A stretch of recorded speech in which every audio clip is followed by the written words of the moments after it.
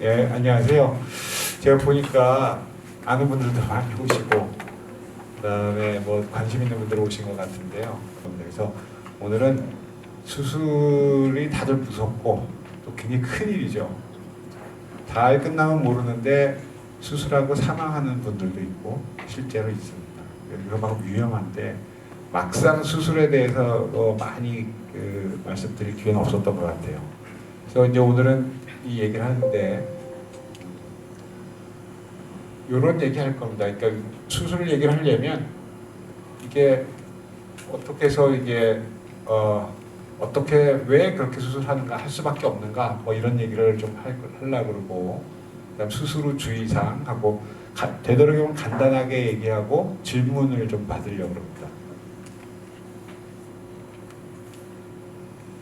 자, 배 속에는 이렇게 막 장이 있습니다. 그러니까 우리 곱창집에서 보면 이런 보이죠? 사람도 똑같이 이렇게 막 장이 있는데 위는 요 동네에 있습니다. 식도에서 내려와서 음식이 들어가요. 그래서 실제로 배를 열어보면 거의 되게 잘 그렸어요. 아주 색깔도 거의 이렇게 보입니다. 그래서 우리가 위는 여기서부터 요건데 요 부분에 이제 암이 생기면 위암 이렇게 얘기를 하고 이제 있는데, 위암은 대부분이 암의 종류 몇 가지가 있는데 위암은 거의 다 위선암이라 그래서 위 점막에서 이렇게 싹 생깁니다. 그래서 내시경 하면 딱 보이는 그 자리 바로 그 면에 이제 암이 생겨요. 그 다음에 위암이 퍼져나가는 방식, 해갖고 뭐 이렇게 그림들을 과거에 많이 이렇게 이렇게 막 그렸었는데요. 이거 갖고는 설명이 안 되고 고민하다가 찾아낸 게 이거 은하수 사진이에요. 이렇게 퍼져나간다고 보면 됩니다. 가운데 우리가 눈에 보이는 밝은 그런 것, 여기가 이제 내시경 하거나 CT 하거나 그러면 아 저기 위암이다 라고 이제 아는 데죠. 근데 실제적으로는 이렇게 퍼져 있는 거예요. 주변에 이게 이렇게 하나씩 퍼져 있습니다. 그래서 저것이 이걸 다 없애야 되는데 저걸 못 없애면 이제 문제가 되는 거죠. 네, 그래서 이 수술 또는 치료 이런 게 복잡하고 또 수술 끝나고 나서 뭐 깔끔하게 의사들이 얘기를 못해요. 뭐 어쩌고 저쩌고 뭐 토가 많아요. 뭐 이럴 수도 있고 저럴 수도 있고 막 맨날 얘기합니다. 근데 그 이유가 뭐냐? 이렇게 퍼져 있는 이런 놈들에 대한 거를 모르겠는 거죠. 마구 퍼져 있잖아요. 이게 무작위로 가버리기 때문에 여기도 있고 여기도 있고 여기도 있고 여기도 있고 이렇게 말은 할 수 있는데 진짜로 있냐? 모르겠어요. 다 모른답니다. 가능성만 얘기하는 거죠. 그래서 이제 치료를 할 때 수술을 어떻게 하는 거냐면, 치료를 할 때 어떻게 하냐면 아까처럼 가운데 이제 우리가 보는 암이 있고 주변에 이렇게 퍼져서 이제 막 퍼져 있는 거죠. 그래서 수술을 하게 되면 이렇게 없애버린다는 거죠. 그래서 여기에 마침 다 들어버리면 오케이인데 다 들어오지 않는 게 있어요. 않는 게 있을 것이다. 그런 사람들은 항암제를 쓰게 됩니다. 그래서 항암제 쓰는 분들은 실제로 이 바깥에 있는 거가 정말로 있는지 없는지 잘 몰라요. 잘 모르는데 있을 것 같아. 그러면 이제 항암제 쓰게 됩니다.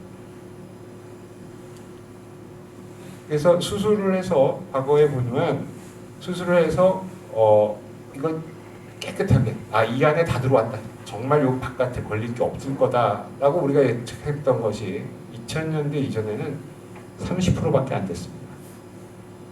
전체 수술한 환자의 30% 정도가 다 뛰었다 이렇게 생각을 했고, 그런데 최근에는 80%가 다 뛰어버렸다 이렇게 생각합니다. 그 이유가 있습니다. 확률적으로. 근데 항암제를 그래서 똑같은 논리로 항암제는 2000년대 이전에 전체 환자의 70%가 항암제를 썼었어요. 실제로. 그런데 또 최근에는 여기 80%가 이제 다 절제됐다라고 우리가 생각할 수 있는 상황이기 때문에 이제 20%만 항암제를 쓰는 환자가 나옵니다. 항암제는 이렇게 숫자도 줄었지만 옛날에는 효과가 별로 없었어요. 저 시대에.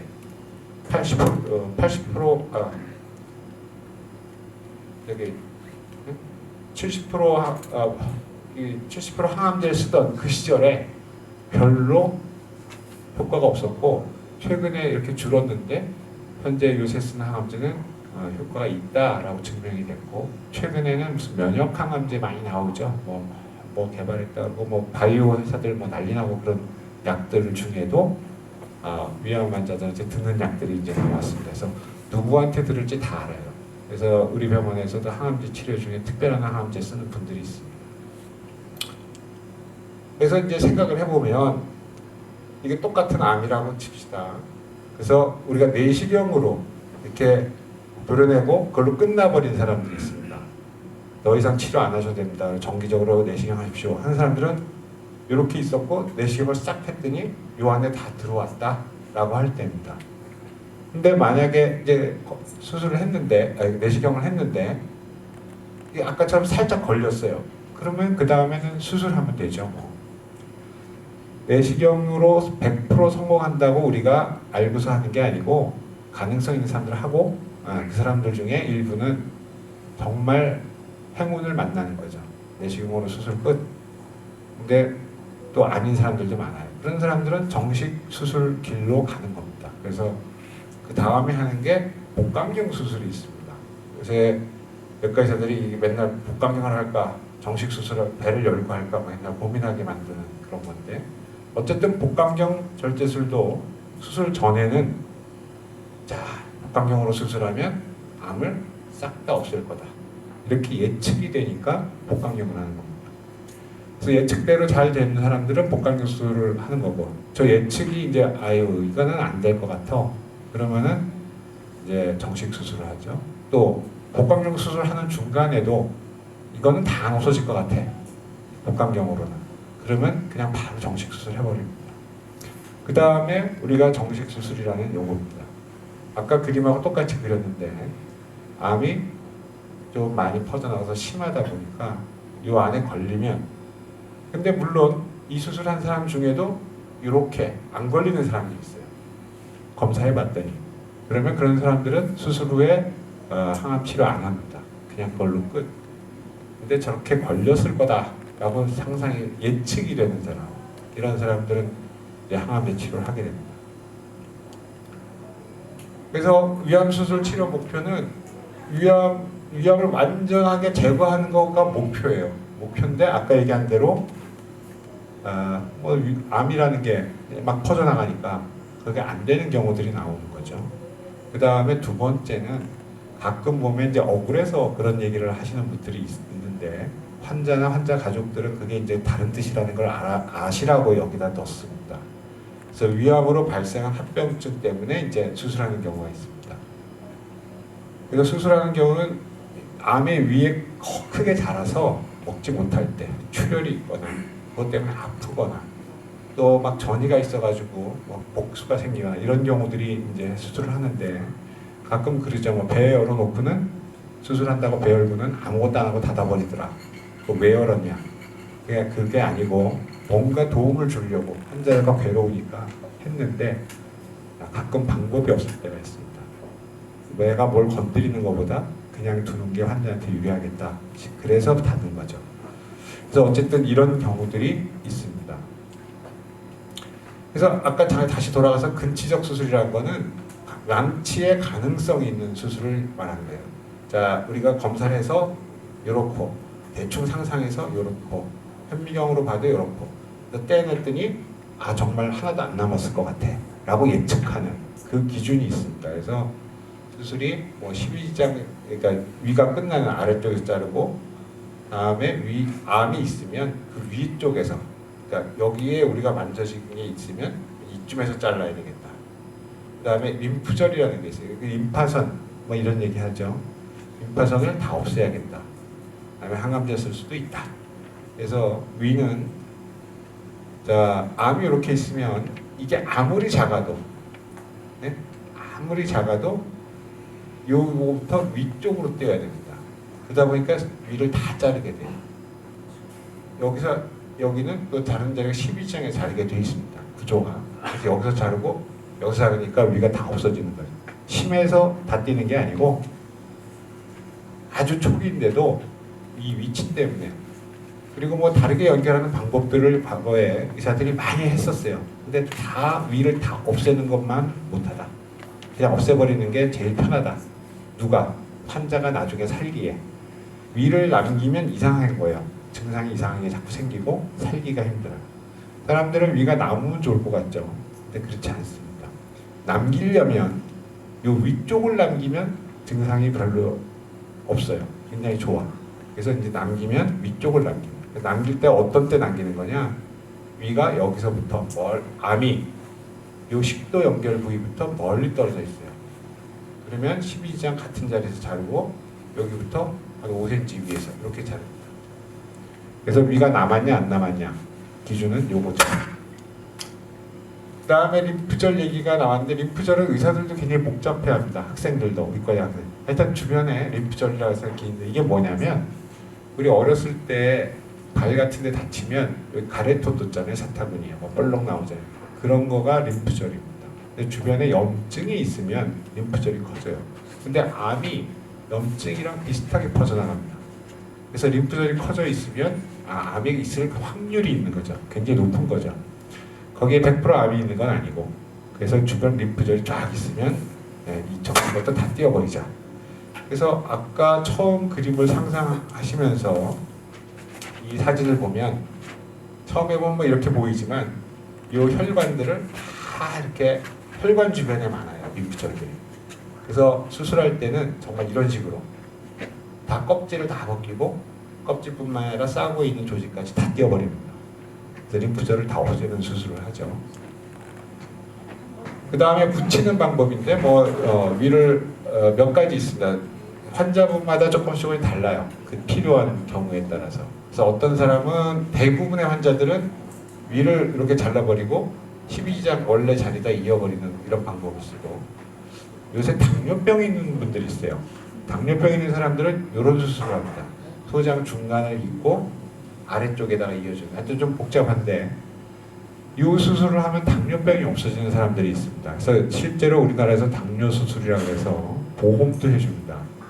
우리나라 국가보험 해준다는 거는 엄청나게 확실한 증거가 있을 때 해주는 거죠. 아무리 좋은 약이 나왔다 그래도 보험 잘 안 해주잖아요. 증거가 없으면. 근데 당뇨병 수술은 증거가 확실하고 그래서 보험을 해줍니다. 그래서 이 위암 환자이면서 당뇨병 있는 사람들이 이런 수술을 합니다. 위를 다 떼버리는 사람은 이게 없기 때문에 여기 12장 여기를 이렇게 붙일 수가 없습니다. 이게 딱 붙어있기 꼼짝도 안 해요. 이 위치에서 당겨오지도 않고 여기도 꼼짝도 안 합니다. 이 위치에서 움직이질 않아요. 그러니까 할 수 없이 아래 걸 잘라다가 이렇게 소장을 붙여줍니다. 그래서 위는 하나도 없고 먹으면 소장으로 바로 내려가게 이렇게 될 수밖에 없죠. 그래서 이렇게 수술하고 났는데 실제로 보면 이 위암 환자들은 수술 직후는 정말 죽기 직전의 상태죠. 직전의 상태지만 회복을 했어. 이건 의사들, 나 같은 의사들이 어떻게 생각하느냐? 나중에 1년 후, 2년 후에 아주 정상적으로 잘 살 거라고 생각합니다. 잘 먹고. 예.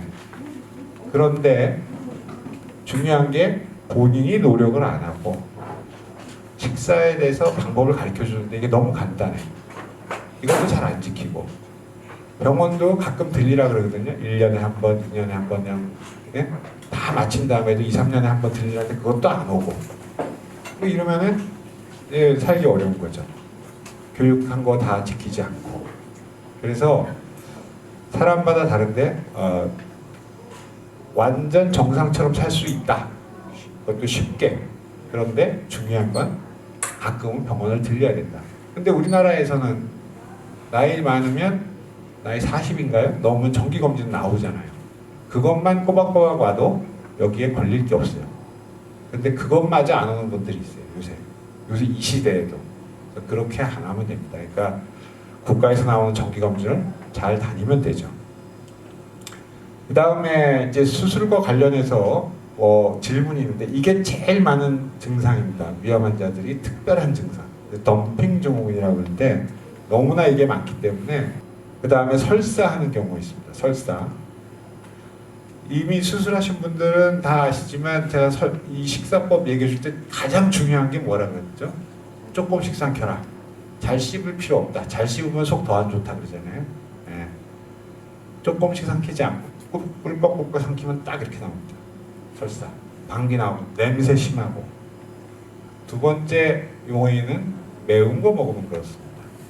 두 가지죠. 많이 벌컥벌컥 먹거나 매운 거 먹거나 그거 안 하면 돼요. 그러니까 문제되지 않습니다.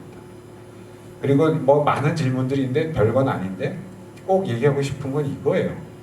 좋은 음식이냐, 홍삼 먹어도 되냐, 상황버섯, 차가버섯 이런 거 먹어도 되냐. 딱 한마디로 이렇습니다. 요새 그 티슈진이라고 해서 무슨 뭐 문제되는 회사 있잖아요. 그거 얼마나 하겠습니까? 그 관절염 약이거든요. 그리고 효과도 뭐 일부 사람한테 쓰는. 그런데 상장회사 하나 날라갑니다. 그런 거 하나 만들면 우리나라 거래소 상장회사 하나 생겨요.